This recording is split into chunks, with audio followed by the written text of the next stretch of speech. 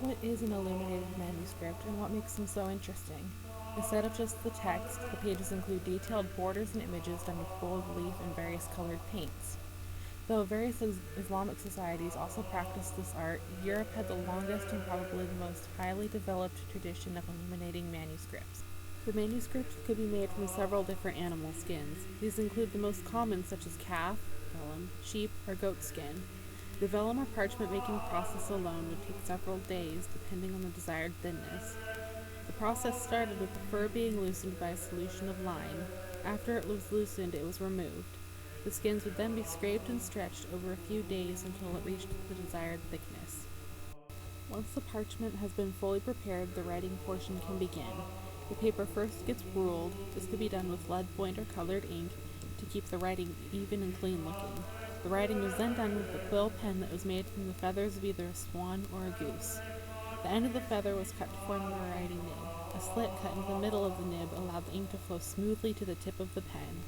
The appearance of the script, whether rounded or angular, dense or open, was partially dependent on the shape and angle of the nib. There were two principal types of scripts that were used by scribes in monasteries, unical and half-unical. Unical is a more formal script which first emerged during the 4th century and which employed only capital letters. Half-unical, or insular majuscule script, was pioneered in early Christian Ireland and spread throughout Scotland, England, and the Celtic abbeys and monasteries in mainland Europe. In order to do the illumination, it first had to be outlined using a quill and ink or lead point. Then comes the gold leaf. The parts of the illumination that were to receive the gold leaf got painted with a sticky substance. This substance could be a sap or a refined clay. The gold was then pressed into the sticky substance.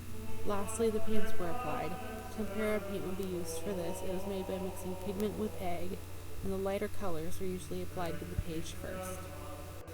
The final step in producing the manuscript is binding. The pages are put into gatherings, which are then put in the proper order and sewn together. The binding was usually then covered in leather or a decorative fabric. There are several styles of illuminated manuscripts: insular, Carolingian, Ottonian, Romanesque, and Gothic.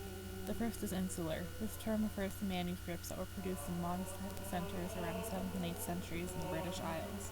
Insular manuscripts were written in unical or half-unical scripts, and the first manuscripts to introduce spaces between the words to make it easier to read. The Carolingian style is associated with the court of Charlemagne. Manuscripts during this period were made for imperial aristocratic use as well as ecclesiastical use, and it was at this time that the manuscript production expanded from the monasteries to secular workshops. The Ottonian style is associated with the courts of the Saxon emperors from 960 to 1060. Then there's the Romanesque style, which was international style rather than a national style, and dates from around the year 1000. Many books were produced for public use, which led to the production of larger books. The Gothic style dates from around 1150 AD and was an international style just like the Romanesque. During the Gothic period, books became smaller, more delicate, with increased integration between the illuminations and the text. Then there are many different types of illuminated manuscripts that cover a wide range of subjects. These include psalters, service books, Bibles, bestiaries, musical manuscripts, herbals, romances and literature, textbooks, and books of hours. An example of a psalter is the Burnet Psalter. It was a form of religious text that was intended for private use by monks and nuns. They were also used as an aid in teaching children to read. These were interesting because they varied slightly based on whether they were for private use or not.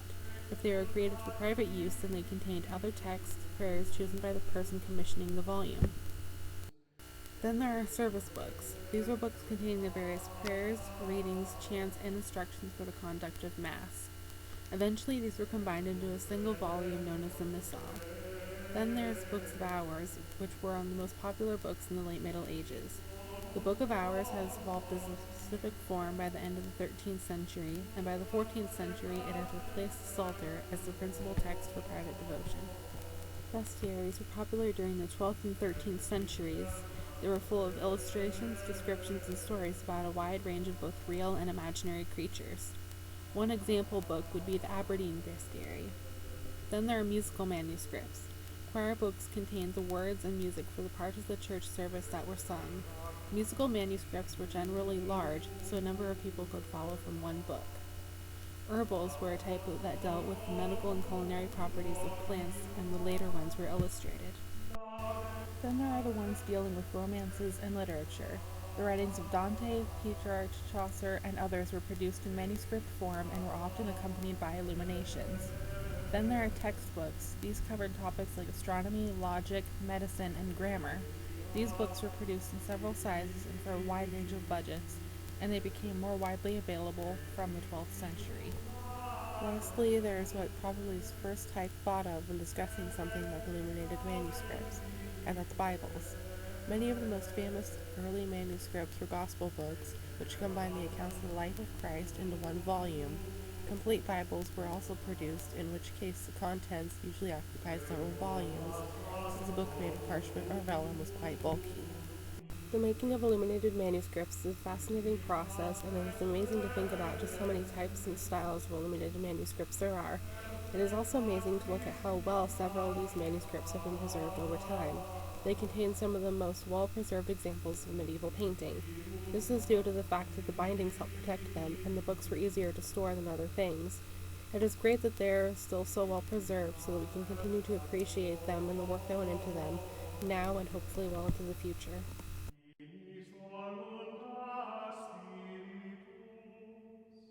Spiritus, exulta